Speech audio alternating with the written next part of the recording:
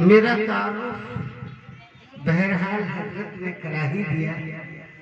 میں مولانا نذر محمد صاحب مرحوم بہلوی کا شاگرد ہوں اور ہمارے استاد شاعر بھی تھے، لیکن آج ابھی جو آپ کے سامنے کمبور سے آئے ہوئے شہرائے کرام امیر الحسن صاحب نے جو کلام پڑھا، واقعی الحمدللہ بہت ہی پیارا کلام اور بڑی ہی اچھی اور بڑی سریلی آواز ہے. میں ان کی آواز کے سامنے تو پڑھ نہیں سکتا ہوں، کیونکہ لگتا یہ ہے کہ میں بوڑھا بھی ہوں، لیکن ہمارے استاد محترم نے کہا تھا کہ یہ جتنے نقشے ہم آپ دیکھ رہے ہیں یہ سارے نقشے پرانے ہیں، یہ سارے نقشے پرانے. میرا کلام بھی پرانا.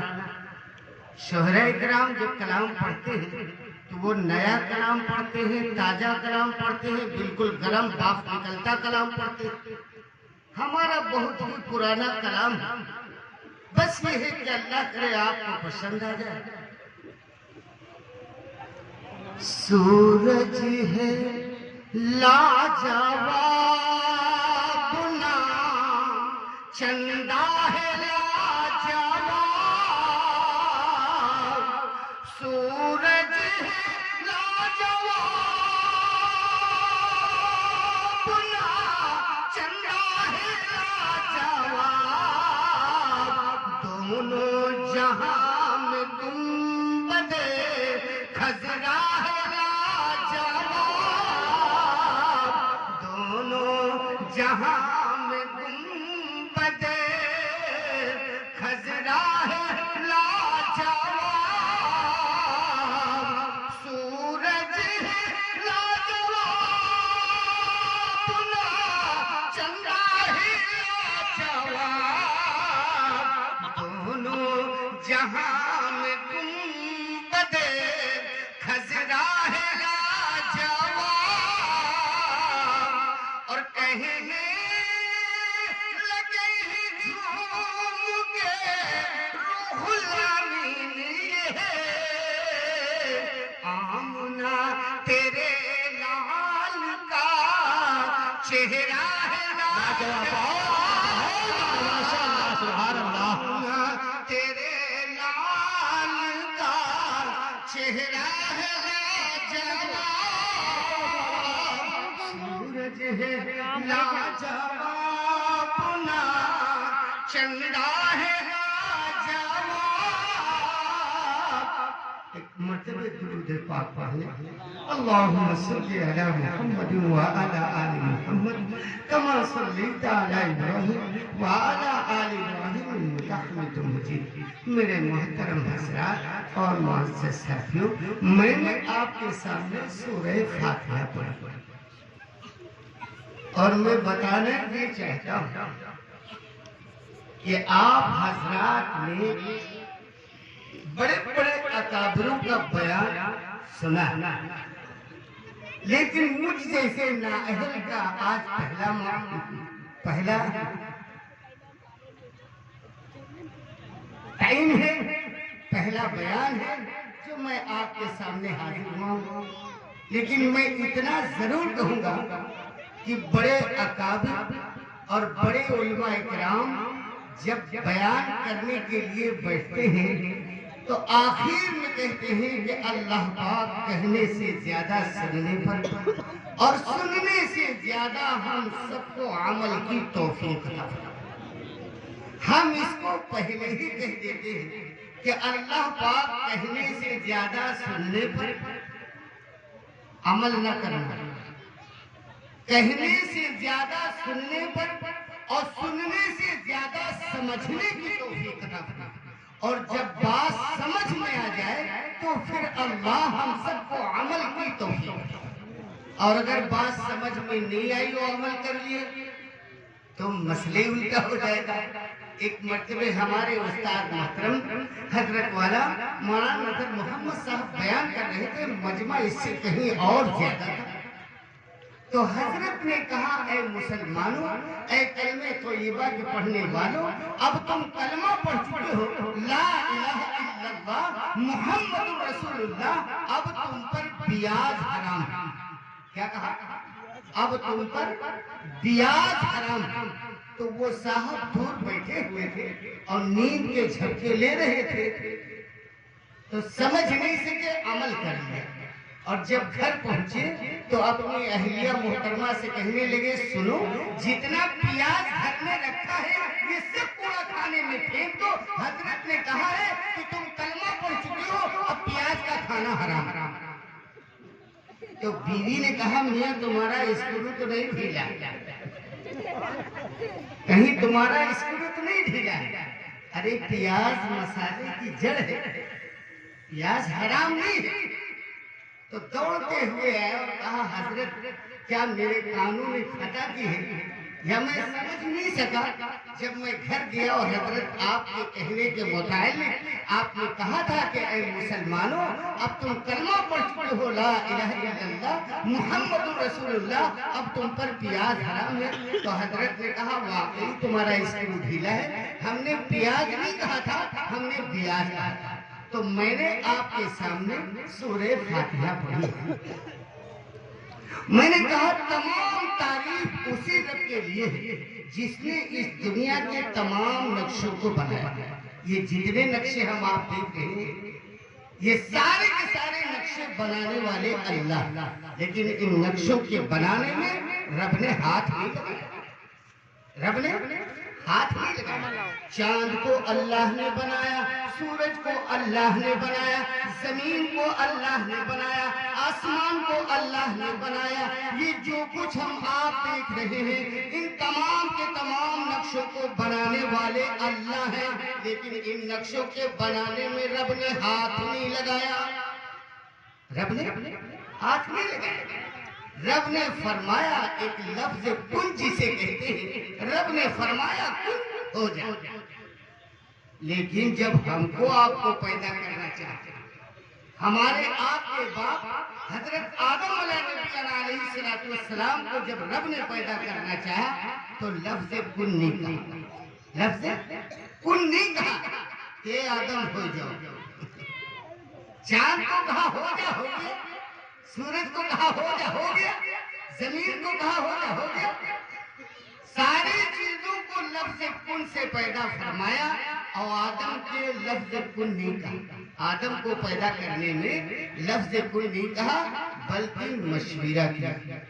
اور جو کلمہ ہم آپ پڑھتے ہیں لا الہ الا اللہ محمد رسول اللہ، اس کلمہ طیبہ سے اس بات کا پتہ چلتا ہے نہیں ہے کوئی معبود سوا اللہ کے، نہ اللہ کسی سے رائے لیتے ہیں اور نہ اللہ کسی سے مشورہ کرتے ہیں، اللہ کی ذات ہمیشہ سے اور ہمیشہ ہے۔ لیکن جب آدم کو رب نے پیدا کرنا چاہا تو سب سے پہلے مشورہ کیا، اور مشورہ کس سے کیا؟ فرشتوں۔ قرآن اس بات کی ثبوت دیتا ہے، وَإِذْ قَالَ رَبُّكَ لِلْمَلَائِكَةِ إِنِّي جَاعِلٌ فِي الْأَرْضِ خَلِيفَةً۔ اللہ پاک اے فرشتوں سنا تم نے، میں نے اس روئے زمین کے اوپر ایک اپنا نائب یعنی خلیفہ حضرت نبی علیہ السلام کو پیدا کرنا چاہتے ہیں۔ اے فرشتوں تمہاری رائے کیا ہے؟ تمہاری رائے کیا ہے؟ تو فرشتوں نے کہا اللہ ان کا کاہے پیدا کرو، اللہ ان کا کاہے پیدا کرو، تمہاری حمد و ثنا کے لیے، تمہاری پاکی بزرگی بیان کرنے کے لیے ہم فرشتے بھر کافی ہیں، اللہ ان کا پیدا کاہے کرے۔ لیکن جو رب جانتا ہے، جو اللہ جانتے ہیں، وہ کسی کو علم نہیں۔ اللہ نے ہمارے آپ کے باپ کو پیدا کرنے کا مشورہ فرشتوں نہیں سے کیا تھا۔ فرشتوں کو اس لیے مشورہ نہیں کیا تھا کہ اے فرشتوں ہم تم سے پوچھ کر کے انسان کو پیدا کرنا چاہتے ہیں، بلکہ رب نے اس لیے فرشتوں سے مشورہ کیا تھا کہ اے فرشتوں تم جانتے ہو انسان کیا ہے۔ انسان کے مقام کو بتلانے کے لیے رب نے فرشتوں سے مشورہ کیا یہ فرشتوں جانتے ہو انسان کیا؟ انسان بہت ہی قیمتی ہیرا، لیکن ہم ساری چیزوں کا بھاؤ جانتے ہیں اور نہیں جانتے ہیں تو اپنا بھاؤ نہیں جانتے۔ یوسف کا حسن مصر کے بازار تک گیا، یوسف کا حسن مصر کے بازار تک گیا، بازار چل کے خود میرے سرکار تک گیا، بازار چل کے خود میرے سرکار تک گیا، اور سیدراہ پہ جا کے ہمت جبریل تھک گئی، سیدراہ پہ جا کے ہمت جبریل تھک گئی، میرا نبی تو عرش کے اس پار تک گیا، میرا نبی تو عرش کے اس پار تک گیا۔ میرے محترم حضرات اور معزز ساتھی، تو میں یہ کہہ رہا تھا کہ تمام تعریف اسی رب کے لیے ہے جس نے اس دنیا کے تمام نقشوں کو بنایا، اور تمام تعریف اس رب کے لیے ہے جس نے 18,000 مخلوق کو پالا۔ اس رب کا کتنا بڑا انعام ہے، اور انسان کو رب نے بنایا اپنے دستے مبارک سے، ساری چیزوں کو رب نے لفظ کن سے پیدا کیا، اور آدم کو اپنے دستے مبارک سے بنایا۔ انسان کو اللہ نے اپنے دستے مبارک سے بنایا، اور خدا جس کو خود بنائے اس کے اندر کوئی نقص نہیں لگا سکتا، کوئی کسی نہیں لگا سکتا، کوئی کمی نہیں بتا سکتا، اس لیے کہ اللہ نے انسان کو بنایا۔ اور وہ اللہ کتنے بڑے کارساز جنہوں نے انسانوں کو پیدا کیا، اور سارے کے سارے انسانوں کا نقشہ ایک اور سانچہ سب کا ایک۔ وہ اللہ کتنی بڑی قدرت والے کہ سارے کے سارے انسانوں کا نقشہ ایک اور سانچہ سب کا ایک نقشے کا انسان ایک سانچے سے ڈھالا۔ آپ دیکھیے جتنے بھٹے ہر بھٹے کا سانچہ بدلا، کسی بھٹے کا اینٹا موٹا ہے، کسی بھٹے کا اینٹا چھوٹا ہے، کسی بھٹے کا اینٹا لمبا ہے، کسی بھٹے کا اینٹا چوڑا ہے، جتنے بھٹے اتنے سانچے اتنے ڈیزائن، لیکن اللہ نے جس نقشے سے انسان کو بنایا، سارے کے سارے انسانوں کا نقشہ ایک اور سانچہ سب ہے۔ اور جو اللہ ایک نقشے سے ایک سانچے سے ایک نقشے کا انسان بنا سکتا ہے، کیا اس اللہ کے پاس رنگ نہیں تھا؟ اللہ کے پاس ناکیں نہیں کم پڑی، اللہ کے غلام میں کان نہیں کم پڑے، اللہ کے غلام میں آنکھیں نہیں کم پڑی، اللہ کے غلام میں زبانیں نہیں کم پڑی، اللہ کے کارخانے میں جسم کے سارے اعضاء موجود ہیں، تیار ہیں۔ اللہ کے کارخانے میں سارے اعضاء موجود ہیں، تو کیا اللہ کے پاس رنگ نہیں تھا؟ جو اللہ ایک نقشے کا انسان ایک سانچے سے ڈھالا تھا، اور یہی رنگ چڑھا دیتے تو کیا ہی اچھا مزہ آ جاتا۔ سب کے سب گورے ہوتے، کوئی کالا نہ ہوتا۔ اللہ چاہتے تو سب کو گورے بنا دیتے، کوئی کالا نہ ہوتا، لیکن جو رب کو علم ہے وہ کسی کو نہیں ہے، اللہ اگر ایک نقشے کا انسان ایک سانچے سے ڈھالا تھا اور رب ایک ہی رنگ چڑھا دیتے تو دن کٹ جاتا، رات بڑی مشکل ہوتی۔ جب صبح کو عورتیں اپنے بچوں کو کھیلنے کے لیے باہر نکالتی تو کہتی بھیا سد کھیلو گبڑ نہ جائے، ہوتی دقت نہیں ہوتی۔ اللہ نے ایسا رنگ چڑھایا ہے کہ انسان چاہے ہزاروں میں جائے، چاہے انسان بازاروں میں جائے، چاہے انسان عربوں میں جائے، چاہے انسان خربوں میں جائے، انسان گبڑ نہیں سکتا۔ اللہ کے نبی صلی اللہ علیہ وسلم فرماتے ہیں جس جنت کے لیے ہم آپ دعا مانگ رہے ہیں، با خدا قسم اللہ کی وہ جنت طے ہو چکی، وہ جنت طے ہو چکی۔ روزانہ جنت کے لیے دعا نہیں مانگو یار، جنت طے ہو۔ اچھا ابا کو ایک مرتبہ ابا کہو چاہے 100 مرتبہ ابا کہو، ابا ہیں تو ہیں بھیا۔ ابا کو چاہے ایک مرتبہ ابا کہو چاہے 100 مرتبہ ابا کہو، ابا ہیں تو ہیں۔ اسی لیے جنت طے ہو چکی تو طے ہو چکی۔ رب کا وعدہ وعدہ ہے، رب کا وعدہ وعدہ ہے۔ اور جنت طے کہاں پہ ہوئی بتاؤ؟ جنت مسجد میں نہیں طے ہوئی، جنت مدرسے میں نہیں طے ہوئی، جنت کھیت میں نہیں طے ہوئی، جنت کھلیان میں نہیں طے ہوئی۔ جنت ایسے مقام پر طے ہوئی ہے، جنت ایسی جگہ پر طے ہوئی ہے جہاں صرف میرے آقا نبی علیہ السلام کے علاوہ جبریل جیسا مقرب فرشتہ بھی نہیں پہنچ سکتا۔ جنت کہاں پہ طے ہوئی؟ جنت عرش کے اوپر طے ہوئی۔ اور کب طے ہوئی؟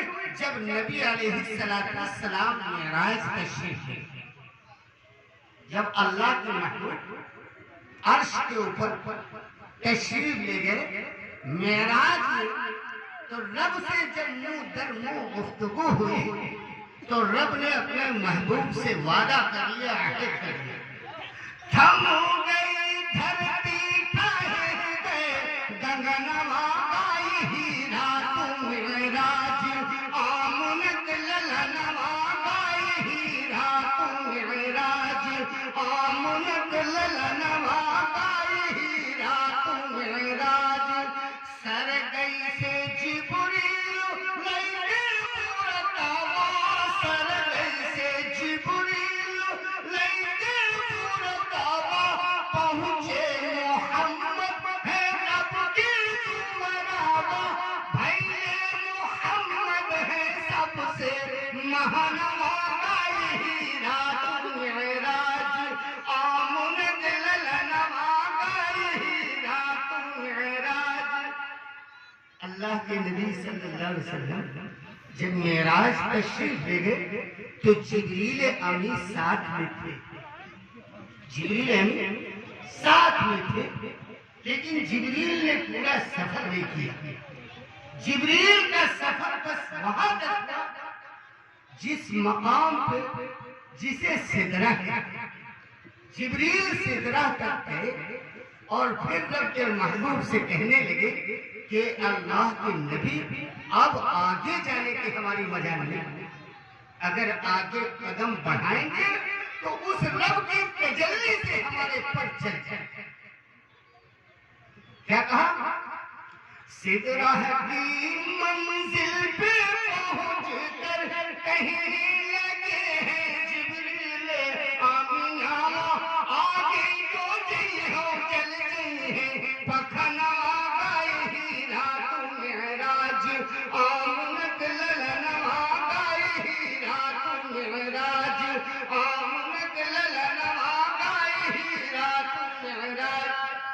اللہ کے نبی صلی اللہ علیہ وسلم عرش کے اوپر جب تشریف لے گئے تو رب سے اور محمد صلی اللہ علیہ وسلم سے منہ در منہ بات، اور اس بات کو یہ دیکھا پیارے محبوب نے فرمایا محبوب نے کہا اے رب، پہلے رب نے پوچھا محبوب آپ مایوس ہیں، آپ رنجیدہ کیوں ہیں؟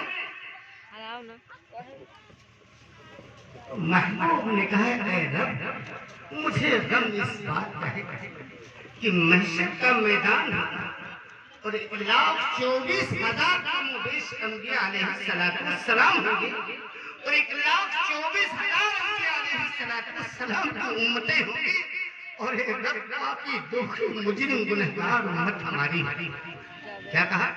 پاپی دکھی مجرم گنہگار امت ہماری ہوگی اور اے رب سارے نبیوں کی امتوں کا فیصلہ جنت کا ہوگا اور ہماری پاپی دکھی مجرم گنہگار امت کا فیصلہ جہنم کا ہوگا، اے رب مجھے غم اس بات کا۔ تو رب نے کہا اے محبوب تمہیں غم کس بات کا؟ شاعر نے کہا تمہیں امت کا غم ہے بخش دیں گے عہد کرتے ہیں، تمہیں امت کا غم ہے بخش دیں گے عہد کرتے ہیں، محمد ہم کبھی جھوٹی قسم کھایا نہیں کرتے، اے محمد اب کبھی جھوٹی قسم نہیں کھاتے، اے محبوب تمہاری امت چاہے مجرم ہو، چاہے گنہگار ہو، چاہے خطاکار ہو، چاہے جرمدار ہو، اے محبوب تمہاری امت بخش گئی۔ جب رب نے یہ بات کہی تو محبوب بہت خوش ہو گئے، محبوب بہت خوش ہوئے، اتنا خوش ہوئے کہ محبوب بھولے نہ سمائے کہ ہمارا کام بن گیا، ہماری امت سنور گئی، ہماری امت کو نجات ہو گئی۔ لیکن محبوب جب رب سے جدا ہو کر عرش سے واپس آنے لگے تو محبوب کے ہاتھوں رب نے امت کے لیے ایک تحفہ بھیجا، ایک تحفہ بھیجا، اور وہ تحفہ کیا ہے جانتے ہیں؟ وہ تحفہ نماز، اور کہا ہے محبوب اپنی امت کو جا کر کے اسے سمجھا دینا، جو اسے قبول کر لے گی، جو اسے تسلیم کر لے گی، وہ چاہے مجرم ہو، چاہے گنہگار ہو، چاہے خطاکار ہو، اے محبوب بخش۔ اور اگر اس تحفے کو قبول نہ کیا تو رب نے کیا کہا تھا؟ اب اوپر نہ کہے، سمجھ جاؤ۔ آج ہمارے بہت سے بھائی دعا کے اوپر جنت مانگ رہے ہیں، کس سے؟ دعا۔ کوئی اچھا پیر آ جائے، کوئی اچھا بزرگ آ جائے، کوئی اچھا پیر آ جائے، کوئی اچھا بزرگ آ جائے، کوئی بہترین عالم آ جائے، کھلایا پلایا چائے ناشتہ کی سب کچھ کیا، اور جب وہ جب پیر صاحب گھر سے چلنے لگے مسافہ کیا، کچھ ان کے ہاتھوں میں بھی دیا، تو کہنے لگے پیر صاحب دعا کہو جنت ملے۔ اچھا سچی بات بتاؤ جنت ان کی بھوک کیا ہے؟ یہ پیر صاحب کی بھوک جنت آئے؟ جنت طے ہو چکی ہے، اور اگر دعا سے جنت پیر کی مل جاتی، میرے بھائی یاد رکھیے جنت دعا سے نہیں ملے گی، جنت والا عمل کرنا ہی پڑے گا۔ اگر دعا سے جنت مل جاتی تو حضرت نوح علیہ السلام اپنے بیٹے کنعان کے لیے دعا کر دیتے، اگر دعا سے جنت مل جاتی تو حضرت ابراہیم علیہ السلام اپنے باپ آزر کے لیے دعا کر دیتے، اگر دعا سے جنت مل جاتی تو اللہ کے نبی صلی اللہ علیہ وسلم اپنے چچا ابو جہل کے لیے دعا کر دیتے۔ پتہ یہ چلا کہ جب نبی دعا سے اپنے چچا کو جنت نہیں دلا سکتے، نبی جب دعا سے اپنے باپ کو جنت نہیں دلا سکتے، نبی جب دعا سے اپنے لگتے جگر حضرت نوح علیہ السلام اپنے لگتے جگر کنعان کو جنت نہیں دلا سکتے، تو یہ مولانا صاحب جنت دوا دے مولانا دعا کرو. ارے یار جنت طے ہو چکی ہے, جنت والا عمل کرنا پڑے گا, رب کے سامنے کھڑے ہونا پڑے گا. اور ایک اور بات بھی ان کی بتائیں, پوری دنیا حج کے لیے نیت میں ہے, ارادے میں ہے, لیکن بس انتظار ہے اللہ کوئی طرف سے چھپڑ پھاڑ دو چلے جائے. اللہ کسی طرح سے چھپڑ پھاڑ دو چلے جائے. اور ہم کہتے ہیں کہ اللہ نے ہم سب کے مقدر میں اور ہم سب کے نام اعمال میں, ہم سب کے مقدر میں, ہم سب کے نام اعمال میں حج لکھ دیا ہے, حاجی ہیں. حج لکھ دیا ہے, حاجی ہیں. لیکن شرط یہ ہے کہ بعد نماز فجر کے جس بندے کو رب نے 2 رکعت کر کے 4 رکعت نفل نماز پڑھنے کی توفیق دی ہے, توفیق بخشی ہے, وہ حاجی ہے. خدا کی قسم اس کے نام اعمال میں حج لکھا جاتا. شرے محشر کرم اتنا میرے سرکار ہو جائے, شرے محشر کرم اتنا میرے سرکار ہو جائے, نگاہیں منتظر رہ جائے اور دیدار ہو جائے.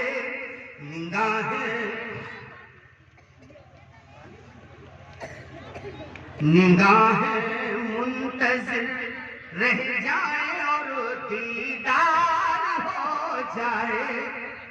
میں بچھ جاؤں غلام مصطفیٰ بن کر مدینے میں, میں بچھ جاؤں غلام مصطفیٰ بن کر مدینے میں. محمد نام پر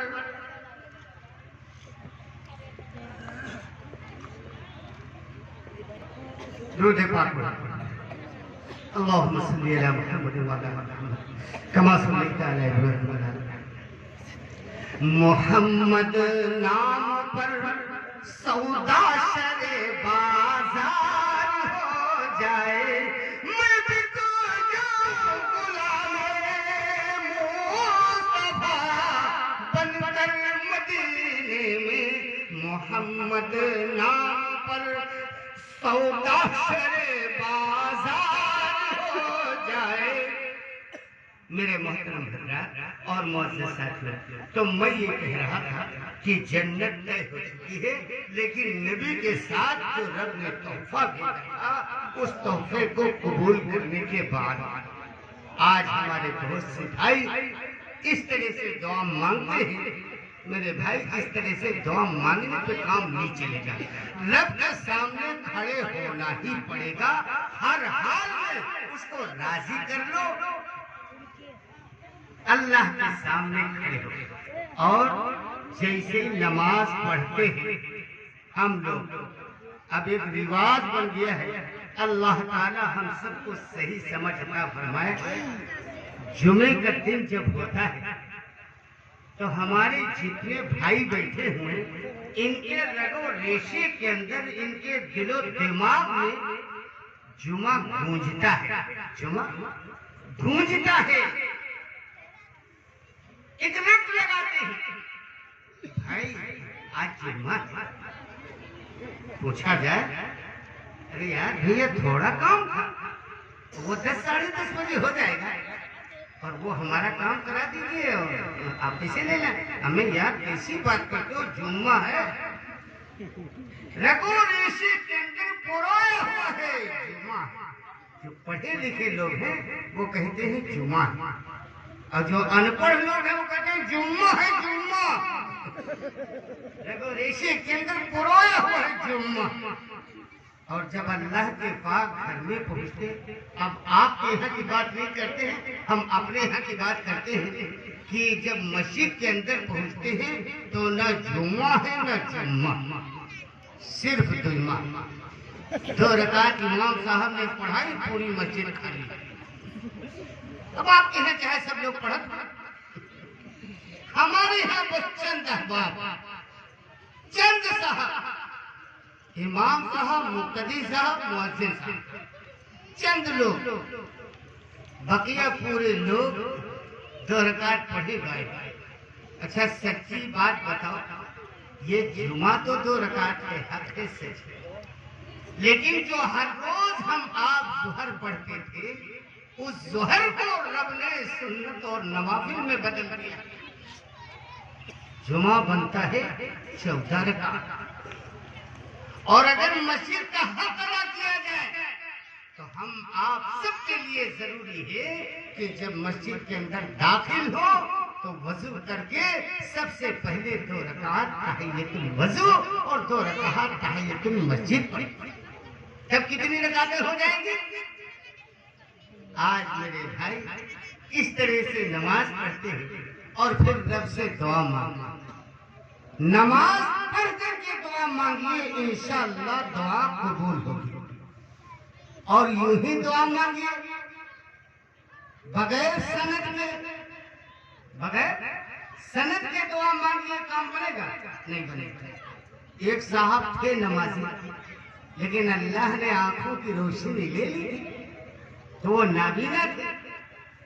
तो जब ईशा की नमाज पढ़ने जाएं तो पहले मस्जिद में पूरे नमाजियों को टटोले की छाई की चले गए। तो जब पता चले कि नमाजी सब चले गए तो मेहराब के सामने बैठ करके दुआ मांगना शुरू करें। या अल्लाह मुझे औलाद दे दे, या अल्लाह मुझे औलाद दे दे, या अल्लाह मुझे एक बेटा दे दे, या अल्लाह मुझे एक बेटा दे दे। काफी दिन तक ये दुआ मांगते रहे।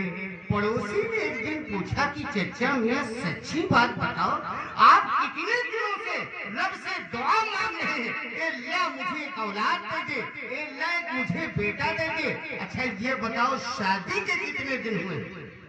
तो कहने लगे शादी नहीं भई, बातचीत चलत है। क्या कहा? शादी नहीं भई, बातचीत चलत है। ये बातचीत मानने लड़का जो है, अरे स्क्रू ढीला है, पगलियानी हो। बातचीत में अल्लाह लड़का नहीं देंगे, पहले नबी की सुन्नत को जिंदा कीजिए, अक़्द निकाह कीजिए, फिर रब से दुआ मांगिए अल्लाह औलाद देना। अल्लाह औलाद देंगे, लेकिन शादी है या नहीं? औलाद मांगे, नमाज रोजा कुछ नहीं, जन्नत मांगते ऐसे मिल गए। एक साहब कहने लगे, अभी परसों एक बयान था, तो वो कहने लगे कि मौलाना साहब रमजान का मुबारक महीना जिसे मिल जाए और उसे मौत आ जाए वो सीधा ही जन्नत जाए। तो हम कहें भैया तुम्हारे ही हम नहीं जाने थे, हम अपने यहाँ मना करे थे कि कहूँ मर न जाओ, ये खैया सुन पढ़िया। तो वो मुझे हुए लगे। तो हमने कहा कि रमजान के मुबारक महीने में उलमा से पूछिए कि शरकत शैतान कैद कर लिए जाते हैं। रमजान का मुबारक महीना आने से पहले ही शरकत शैतान कैद किए जाते हैं। अब बचूड़े छिट्टा है, अब बचूड़े इतनी बड़ी हरकत करते हैं। अल्लाह हम सबको सही समझना पड़ा। रमजान का मुबारक महीना रहमत वाला है, बरकत वाला है, जहन्नम से नजात वाला है, ये हक है, सच है। लेकिन रमजान का मुबारक महीना हो, आदमी रोजा रखता हो, नमाज पाबंदी के साथ पढ़ता हो, और जब नमाज से फारिग हो तो अपने पिछले करतूतों को महसूस करके, अपने पिछले गुनाहों को याद करके रब के सामने हाथ उठा करके रब से दुआ मांगे। और अगर खुदा के खौफ से 2 कतरे खून आंखों से गिर गए तो खुदा की कसम फिर उस बंदे को रब माफ फरमा देगा, और उसे मौत आ जाए तो सीधा जन्नत के अंदर जाएगा। हक है, सच है। और रमजान का मुबारक महीना हो, रोजा रखबे न करो, नमाज पढ़बे न करो, ऐसे ही मर जाओ। अगर इस तरह से अल्लाह जन्नत को आम कर दिए होते तो रमजान के मुबारक महीने के अंदर न जाने कितने बड़े बड़े बदमाश रोड के ऊपर खड़े हो जाते और कहते या अल्लाह किसी ड्राइवर की आंखों में कोई ऐसी उलझन डाल दे जो सीधे ट्रक चढ़ा दे, हम जन्नत चले जाएं। अल्लाह ताला कोई ड्राइवर की आंख में ऐसा चटक डाल दो जो हमरे ऊपर चढ़ा दे, जन्नत चले जाए। तो रमजान के मुबारक महीने में मरने से जन्नत नहीं मिलेगी। रमजान का मुबारक महीना हो, रोजा रखता हो, अपने पिछले करतूतों की माफी मांगता हो, फिर अगर मौत आ जाए खुदा की कसम जन्नत मिलेगी। और मैंने जो कहा कि सर्कस शैतान कैद होते हैं और बचूड़े छुट्टा रहते हैं, तो वो बचूड़े जानते हो कितनी हरकत करते हैं? ये तुम्हें इल्म नहीं है।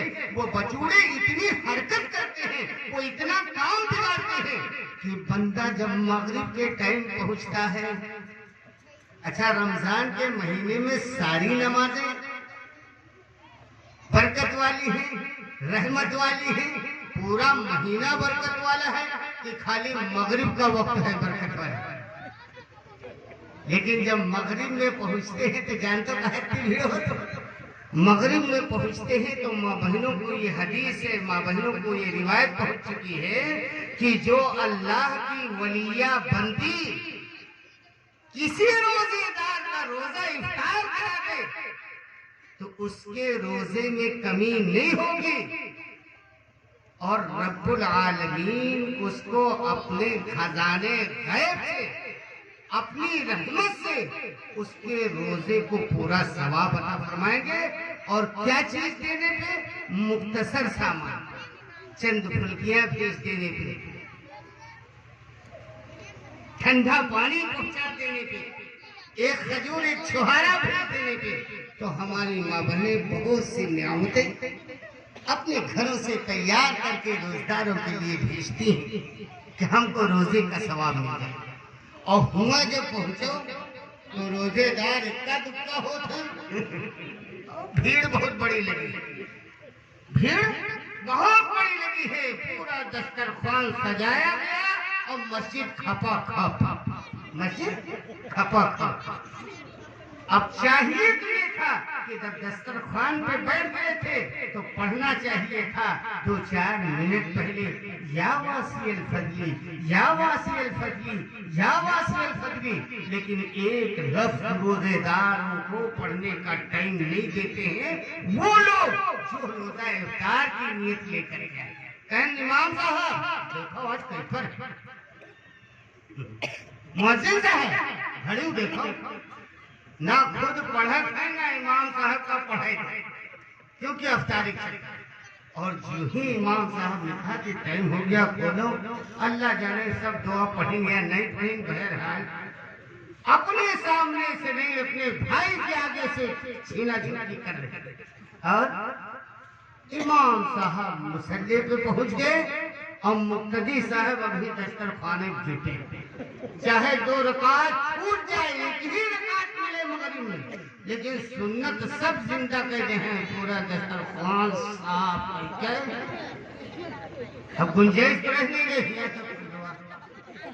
घर पहुंचे, चंद मिनट के बाद एक 1-1.5 घंटे के बाद फिर अजान हुई, तो बिटिया ने कहा अब तो अजान हो रही है। कहीं बिटिया बात में कि हो जैसे रोजा खोलन है वो सब देखिए एकदम सुन, और वह सुन कहे शैतानवा जुगाड़ लगाए थे, शैतानवा जुगाड़ लगाए थे कि फंस न जाओ। हर महीने में 70 तो गनीमत थी, अब 20 और लागू है, 20 और लागू है, मर जाइयो पहुंच जाइयो जाओ ना। अब तरावी में जागो जागो रोजदारो उठ के खा लो शहरी, जागो जागो रोजदारो उठ के खा लो शहरी, खोलो आंखें छोड़ो बिस्तर लूटो रहमत सगरी, पल पल छिन छिन घड़ी घड़ी रहमत बरसत है सांझ सकार, पल पल छिन छिन घड़ी घड़ी रहमत बरसत है सांझ सकार। तुम्हारी खातिर अर्श बरी ہے تمری وریا اٹھ کے کھا لو شہری. حوروں کو رب فرماتے ہیں اس آخر عشر میں کچھ راتیں ایسی ہیں جن راتوں کے متعلق رب نے فرمایا کہ آسمان سے دنیا کے سارے پردے ہٹا دیے جاتے ہیں اور رب خود فرماتے ہیں کہ اے جنت کی حوروں منگنی کر لو تمہارے دلہا ہمارے پاک گھر میں حاضر ہے. اب وہاں نہیں جب مسجد مہیا نہیں ہو تو حوریں پہچانے کا کیا پہچانے. میرے بھائیوں اور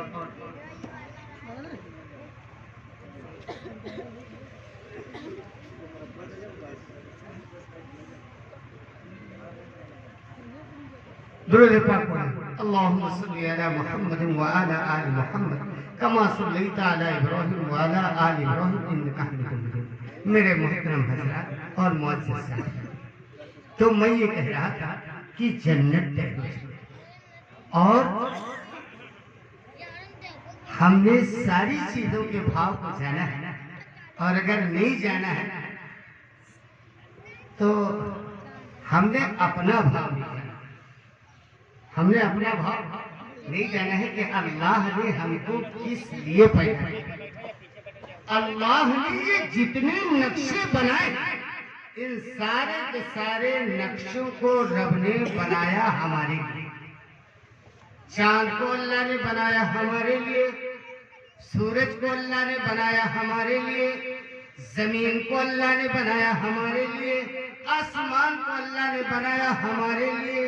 یہ جتنے نقشے ہیں جتنی نقشے ہیں ان سارے کے سارے نقشوں کو رب نے ہمارے لیے بنایا اور ہم کو اپنی عبادت کے لیے بنایا. ہم کو اپنی عبادت کے لیے بنایا لیکن ہمارے لیے یہ بوجھ ہو گیا. ہم سمجھتے ہیں کہ اگر ہم محنت نہیں کریں گے مشقت نہیں کریں گے تو ہمارے بچے کیسے جئیں گے. ارے میرے بھائی ہوش میں آؤ. وہ رب جس رب نے ہم کو آپ کو نہیں 18,000 لوگوں کو پالنے کا وعدہ کیا ہے وہ رب کتنی بڑی قدرت والا ہے. اور وہ اللہ جس نے اتنے بڑے آسمان کو بغیر کھنیت اندر کیا. اللہ قدرت خدا کی دیکھیے پانی پہ زمین ہے. قدرت خدا کی دیکھیے پانی پہ زمین ہے. بنیاد آسماں کی ہوا پر رکھی ہے. یہ اتنا بھاری بھرکم آسمان بغیر بڑے کے بغیر ٹیکا کے اور نہ اس میں کہیں جھول ہے اور نہ اس میں کہیں سکڑن ہے اور نہ ہی اس میں کہیں سمٹن ہے. اور جتنے تارے رب نے اس کے اندر ٹچ کیے ہیں آج تک کسی تارے کو مورچانا دیکھے ہو؟ کسی تارے کی روشنی یا اس کی اسپرنگ فیوز دیکھے ہو؟ وہ اللہ کتنے بڑے کارساز ہے. جس اللہ نے اتنے بڑے آسمان کو بنایا ہم کو آپ کو بنایا اور ہمارے آپ کے ساتھ جو اور مخلوق رب نے پیدا کی ہے سب کو پالنے کا وعدہ رب نے کیا. ہم کسی کو نہیں کھلاتے اللہ کھلاتے. اس بات کا یقین ہو جائے کہ پیدا کرنے والے اللہ کھلانے والے اللہ. بس سمجھ لیجئے ہماری دنیا بھی سنور گئی اور آخرت بھی سدھر گئی. ہماری دنیا بھی سنور گئی آخرت بھی سدھر گئی. لیکن ہم سمجھتے یہ ہیں کہ پیدا کرنے والے اللہ ہیں اور پالنے والے ہم.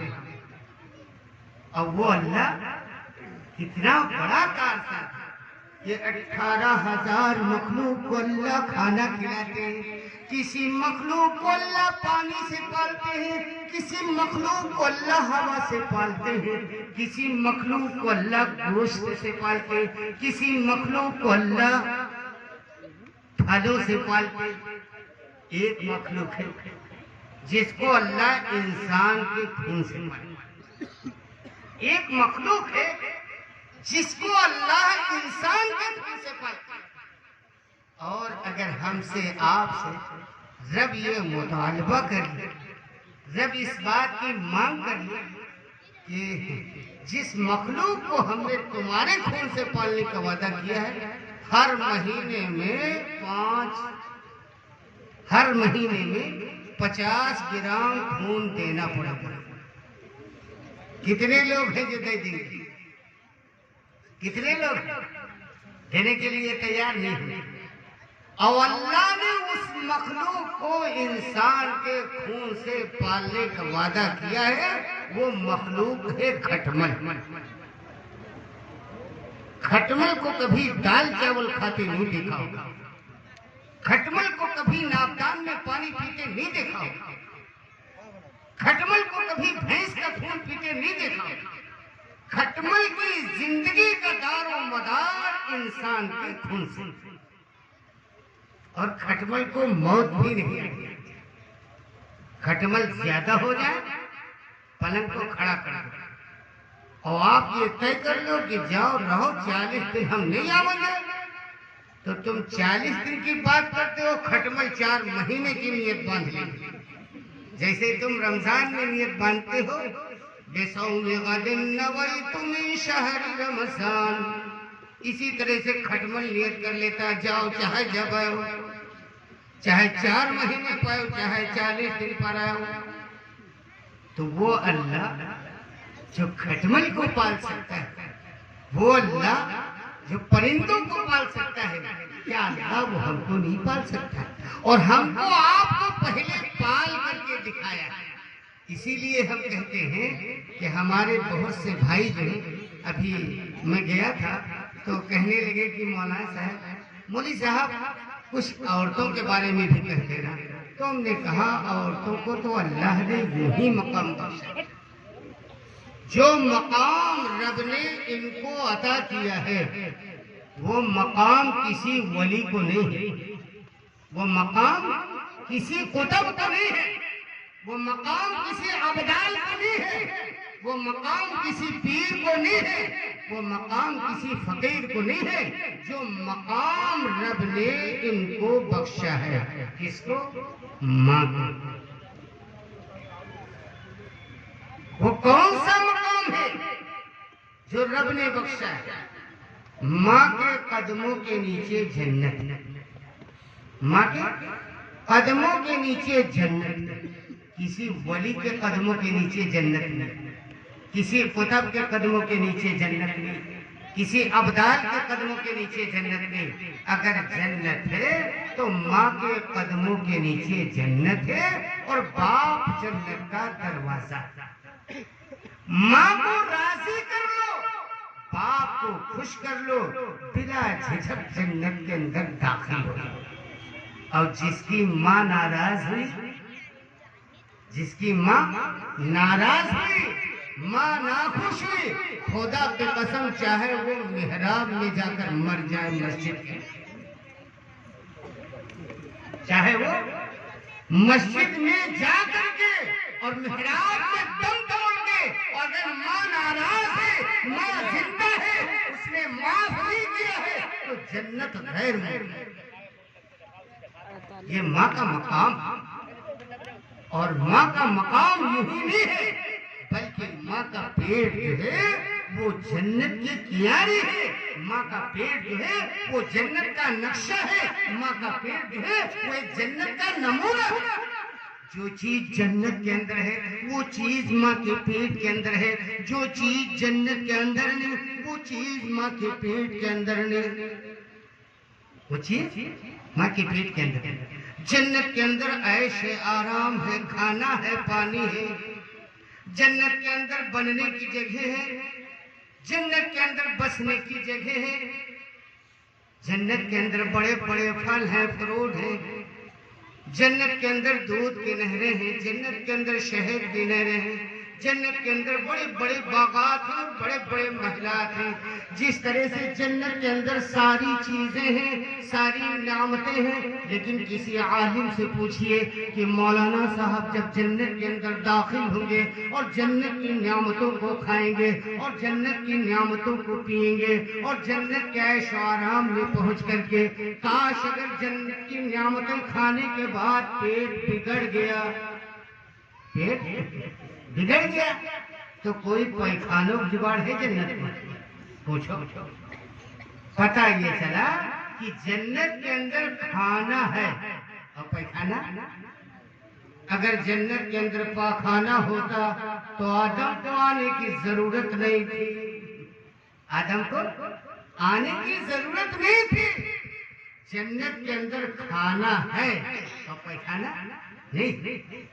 پتہ یہ چلا کہ ماں کے پیٹ کے اندر بننے کی جگہ ہے، ماں کے پیٹ کے اندر عیش و آرام کی جگہ ہے، ماں کے پیٹ کے اندر سب کچھ ہے. ماں کے پیٹ کے اندر سب کچھ ہے. ماں کو خود علم نہیں ہے کہ رب کیا کر رہا ہے. ماں آرام کر رہے ہیں، پروردگار عالم بیٹے کا نقشہ بنا رہے ہیں. ماں آرام کر رہے ہیں، پروردگار عالم بیٹے کے دل و دماغ بنا رہے ہیں. ماں آرام کر رہی، سارے اعضاء رب نے ماں کے پیٹ کے اندر تیار کر دیا.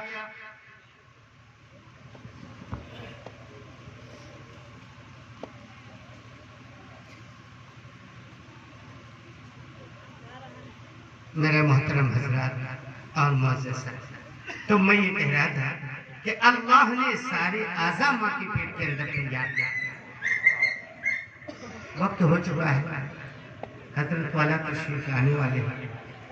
کہہ رہا کبھی پھر موقع ملا تو جب تک آپ سنیں گے تب تک سنائیں گے. لیکن میں یہ چاہتا ہوں کہ 2-4 بند پوربی گیت کی ہے وہ سنا دے، پھر میں آپ سے رخصت جاؤں. درود پاک پڑھیں. آس کا پنچھی بول رہا ہے پنجرے میں سرکار تمہارا کیسے ہو دیدار، تمہارا کیسے ہو دیدار. آس کا پنچھی بول رہا ہے پنجرے میں سرکار تمہارا کیسے ہو دیدار، تمہارا کیسے ہو دیدار. دور بہت سرکار کا گھر ہے، پانی ہی پانی کا سفر ہے. دور بہت سرکار کا گھر ہے، پانی ہی پانی کا سفر ہے. 7 سمندر پار ہوں کیسے نیا ناپتوار، تمہارا کیسے ہو دیدار، تمہارا کیسے ہو دیدار. ہم سے اچھے ہیں وہ کبوتر رہتے ہیں جو بامودر پر. ہم سے اچھے ہیں وہ کبوتر رہتے ہیں جو بامودر پر. ہم بھی اڑ کر طیبہ جاتے ہوتے جو پردار، تمہارا کیسے ہو دیدار، تمہارا کیسے ہو دیدار. اللہ پاک کہنے سے زیادہ سننے پر اور سننے سے زیادہ ہم سب کو سمجھنے کی توفیق عطا فرمائے. اور اگر بات سمجھ میں آئی ہو تو اللہ کسی نہ کسی ایک ہی بات پہ عمل کی توفیق عطا فرمائے. وآخر دعوانا ماشاءاللہ.